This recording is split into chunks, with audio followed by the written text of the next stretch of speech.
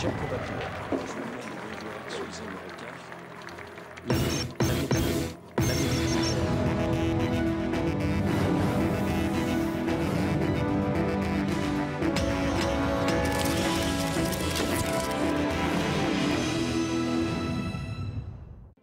La Et voilà, ça devait arriver. Avec toutes ces affaires qui volent en escadrille, je bats des records d'impopularité.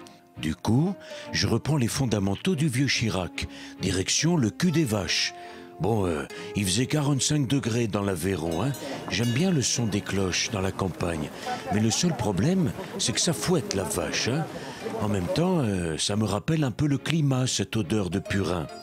Après, il y a un vieux taiseux avec une tête à la Gaston Dominici qui m'a parlé.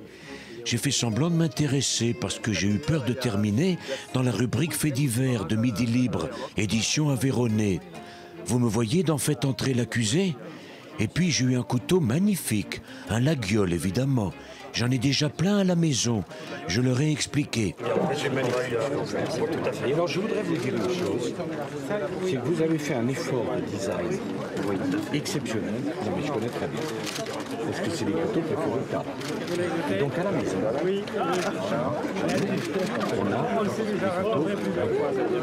En fait, c'est pas pour manger.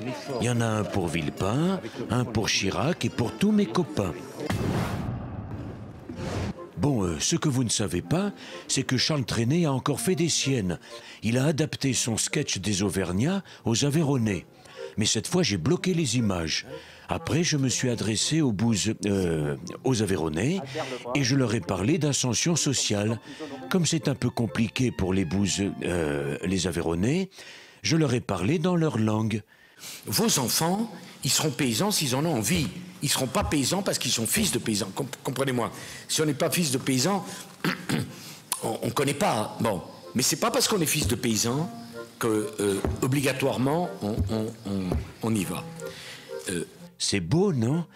Bon, je me suis un peu énervé quand un cutéreux m'a mal parlé. Nous sommes assez flattés, mais nous gardons la tête froide. Et moi aussi, hein. Moi aussi, hein. Nous Parce allons que, donc... non, mais vous êtes, pardon. D'abord, je ne me sens pas un type très important, mais j'ai des responsabilités importantes. Alors, vous êtes inquiet, vous ne croyez pas aux promesses, vous avez un sacré tempérament, moi aussi. Mais moi, ce n'est pas des promesses que je viens faire. C'est expliquer une politique qu'on met en œuvre. D'ailleurs, vous trouviez que je ne m'occupais pas assez de l'agriculture, maintenant je m'en occupe. Donc je ne viens pas en promenade touristique. Donc la tête froide, vous la gardez, moi aussi. J'ai jamais la tête chaude. Là, ça a failli partir à la claque, hein, vous me connaissez. Du coup, j'ai pris chaud.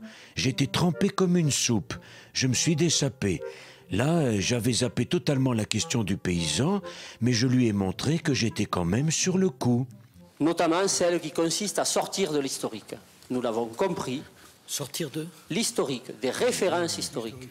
J'ai continué à m'occuper de ma sudation parce que Carla, mon épouse, déteste me voir comme ça à la télé. Il y a un moment, comme ils ont quand même vu que j'étais parti très loin, ils m'ont tendu un piège en me parlant d'un vieux copain. Si on exportait des génisses, un peu plus de génisses en ce moment, on aurait peut-être aussi plus de poids face à Bigard. J'ai pas bronché. On me la fait pas à moi, hein. À la fin, comme j'en avais vraiment marre, j'ai fait semblant d'écouter. Mais en fait, j'écrivais la composition de mon futur gouvernement remanié. Brice n'arrêtait pas de regarder par-dessus mon épaule s'il y avait son nom. Ah, j'adore ce job. Sinon, en regardant BFM TV, j'ai appris une nouvelle bien triste pour notre bébelle nationale. De dons en liquide et d'achats immobiliers auraient été trouvés. La police souhaite vérifier si l'acteur français n'a pas été dupé. Bébelle, c'est un vieux qui a du blé comme Mamie Gaga Bettencourt. Il y a une histoire de couple, un peu comme les Woerth, et surtout des sommes d'argent versées un peu à tout le monde.